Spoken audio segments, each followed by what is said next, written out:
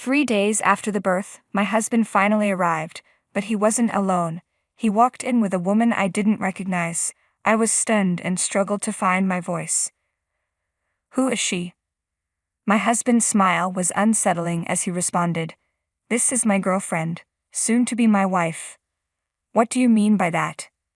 "I'm done with you." "What?" The woman stepped forward and introduced herself. "I'm Elizabeth. I'm 25 and work for a company. John just proposed to me. We first met in high school and began dating in our freshman year. We had a brief breakup during our senior year, but after graduating college and going our separate ways, we reconnected at a reunion with old classmates. When we reconnected as adults, my perception of him shifted once more. We spent a lot of time together, rekindling our relationship. 3 years into our renewed romance, he proposed. "Elizabeth, I will love you for the rest of my life. Will you marry me?" His words touched me deeply, and I said yes. Our new life together as a married couple brought me immense joy.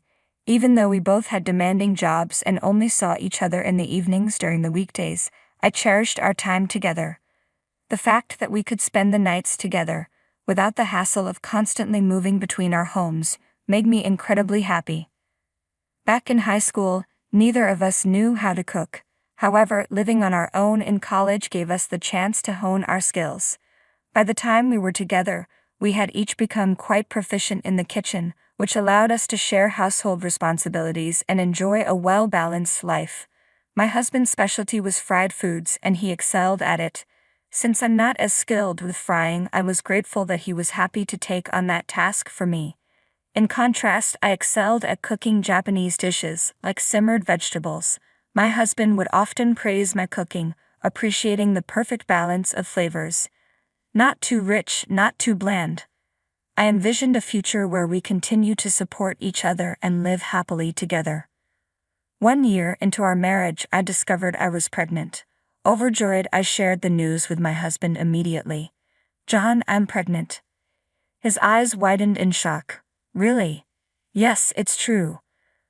For a moment, he just stared at me, his mouth hanging open in disbelief. "John, oh my God, I'm going to be a father." He finally snapped out of his daze. "Wow, your reaction was a bit delayed. You really caught me off guard." "I'm just so excited." "Yes, I'm excited too. If we're going to have a baby, we'll need to give it our all." My husband was thrilled about the news of my pregnancy, and I looked forward to raising a child together with him. At first, he was very concerned about my well-being. "Elizabeth, make sure to take it easy, okay?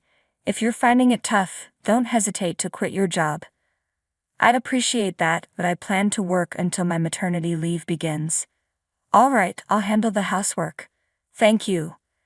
Thanks to his unwavering support and dedication, I was able to rest well despite the morning sickness. As I entered a more stable phase of pregnancy, the delivery date drew nearer. However, I noticed that my husband began coming home later and later. "Did you work late again today?" "Yes, I've been delegating tasks to my coworkers. Now that you're in a stable phase, I wanted to make sure I returned the favor to the company for letting me leave on time." "I see. So you went out of your way to come home despite working overtime." "Exactly. Your well-being is the most important thing." "But I've been off work for 2 months. I don't want to be out of a job after the baby arrives." "That's a valid concern. I'm a bit anxious about being home alone, but if that's the case, I understand. Maybe I'll stay at my parents' house during my maternity leave." My husband nodded in agreement, looking visibly relieved. "That's great. Then I can work overtime without worrying. I'll miss seeing you until after the baby is born, but I'm grateful for the support I'll get from my parents at home." So, as soon as my maternity leave began, I moved back to my parents' house. It felt so much easier to be in a familiar environment without the burden of household chores. Having my mother nearby gave me a comforting sense of security. However, there was one thing that troubled me. My husband had been slow to respond to my messages. Previously, no matter how busy he was, he always replied within the day.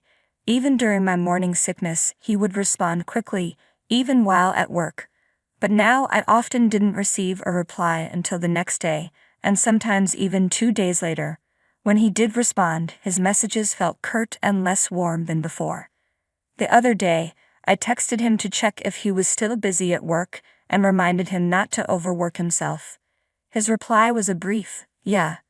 Not being able to see him in person made me anxious about his lack of response. However, since I'm pregnant, I decided it was best not to let it get to me. I resolved to give him some space and focus on staying positive by planning for the baby's arrival. I had been busy buying a lot of baby items. "Oh, Dad, you're buying so much. It's important to make sure the baby is safe and comfortable. You're really excited about your first grandchild. And you're the one constantly asking the shop assistants for advice." "Thank you, Mom and Dad." My parents were eagerly anticipating the arrival of our child. I managed to stay positive despite my husband's slow responses, and now my due date had arrived. I sent him a message letting him know that today was the day and asked him to be ready to come to the hospital as soon as he heard from me. However, he didn't even read the message. Maybe he's just caught up at work. He knew my due date was approaching, so he could have been a bit more attentive. As my labor pains began, we headed to the hospital. The moment I had been waiting for was finally here. With no time to call my husband myself, I asked my mother to leave a voicemail informing him that I was about to give birth. Despite this, he didn't show up, even as night fell, and he didn't return any of my calls. Ended up on the delivery table without him. Birth was more difficult and prolonged than I had anticipated as the umbilical cord was wrapped around my baby's neck. The delivery was far from easy, and my baby was born nearly a day after contractions began.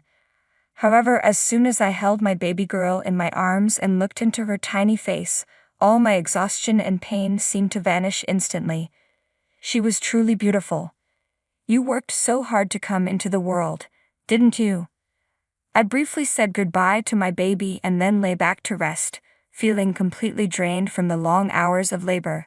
Later, I woke up in my hospital bed to find my mother keeping watch over me in the room. "Are you feeling better?"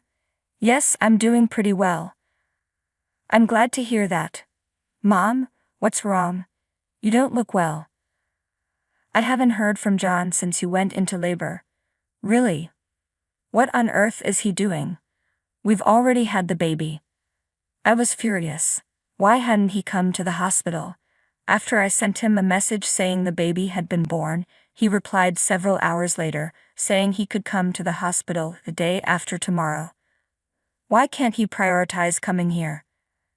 I tried to stay positive and focus on the birth, but now that the baby is here, I can't keep my feelings in check. Why isn't he here with us now, for his own child's birth? He should be flying in. Is his job so strict that they won't let him leave? I channeled all my frustration into the message I sent him, but he only read it without responding. What is going on?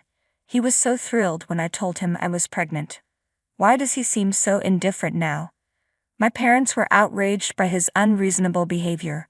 My father vowed to give him a stern talking to the next time he saw him. 3 days after the birth, my husband finally showed up, but he wasn't alone. He arrived with an unfamiliar woman, leaving me speechless with shock. "You seem to be doing well.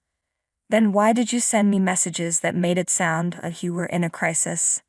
Not only had he come with a stranger, but his cold demeanor was also a shock. I was taken aback, struggling to find my voice. "Who is this woman?" I managed to ask, "Who is this woman?" And my husband responded with a smile. "She's my girlfriend, actually my future wife." "What?" The woman beside him chimed in. "Oh. What do you mean by future wife?" She laughed and playfully tapped my husband on the shoulder, saying, "Oh, this is so embarrassing." "What do you mean?" "Don't you understand? It means that you and I are divorced." "What? Wait a minute, are you saying you were having an affair?" Adultery doesn't quite capture it. It's more that I found someone new to love, and we ended up together. I struggled to make sense of his words. "I'm just tired of you." You know, Men are drawn to women who take care of themselves. With that, my husband wrapped his arms around the woman beside him. Are you implying that I wasn't taking care of myself? You've put on weight and looked bloated because you were at home all the time. I was lying in bed because of pregnancy and morning sickness. Gaining weight during pregnancy is normal, and that's why I started seeing someone else. I still wanted to maintain romantic feelings for my wife, but those feelings have faded. I've had enough. Can you just get a divorce and leave? I'll go without you having to ask. With that, my husband and the woman left the hospital room. He didn't even glance at our child's face or inquire about the baby's gender, which made it clear that he no longer cared. It hit me hard to realize that I would be a single mother. The weight of it all, coming right after giving birth, was overwhelming. As I was grappling with my emotions, the door to the hospital room opened. I was taken aback when my husband and mother-in-law walked into the hospital room. Why are you here? Elizabeth, I'm so sorry for what my son has put you through, she said, clearly distressed. It turned out that my mother-in-law had encountered my husband and his lover in the parking lot. After questioning him about the situation, he gave her the same explanation he had given me. She told me she sent the woman away and then confronted my husband, insisting he come to the hospital with her. What are you thinking? You have an affair while your wife is pregnant and then you ask for a divorce. Your father would have been furious if he knew about this. My father-in-law passed away a few years ago. I didn't have a choice. She came into my life and I fell in love with her. How could I have ended up married to someone like you? I see you care for her a lot. Elizabeth, do you still want to stay married to John? My mother-in-law asked, but I had already made my decision. No, I want a divorce. Well, that's your choice. My husband's face brightened at my response. Then everything is settled. Then you'll need to pay alimony for your infidelity and child support. What? Absolutely. You committed adultery and now you need to take responsibility. If you divorce Elizabeth, I'll stop supporting you financially. What? You can't be serious. Supporting me? What do you mean by supporting me? What? Elizabeth wasn't aware of this. His income was so low that he asked me to send him a few $1,000s each month. He claimed it was to maintain his lifestyle with you. I had no idea. Even though my husband's salary was low, my higher income covered the shortfall. In reality, he was using the money from my mother-in-law to fund his affair. This revelation pushed my mother-in-law to her breaking point. I'm going to demand repayment for every cent I've given you. I'm severing all ties with you. Don't ever come back to my house. No, wait. Elizabeth, I'm sorry for all this trouble. I'll arrange for a top-notch divorce attorney for you, and you can claim as much money as you're entitled to. Thank you very much. With that, my mother-in-law left the hospital with my husband. I pursued alimony and child support from my ex-husband, and I also sought alimony from his mistress. My husband, now deep in debt and abandoned by my mother-in-law, found himself cut off from financial support. His mistress left him as well, since he no longer had any money to offer. He now spends his days struggling to pay alimony and child support while living in poverty. I have no intention of letting my child have any contact with him. My goal is for him to live with regret while fulfilling his financial obligations. As for me, I've returned to work as a single mother, dedicating myself to both my job and raising my child. I continue to stay in touch with my mother-in-law, sharing updates and photos of my grandchild with her. Despite the pain my ex-husband caused, I'm grateful for the positive outcome of meeting my wonderful mother-in-law. His behavior during my pregnancy was reprehensible, and while I wish there could be harsher consequences for him, I'm relieved that his mistress decided to move on from him. I hope that you and your daughter find joy and happiness together in the future.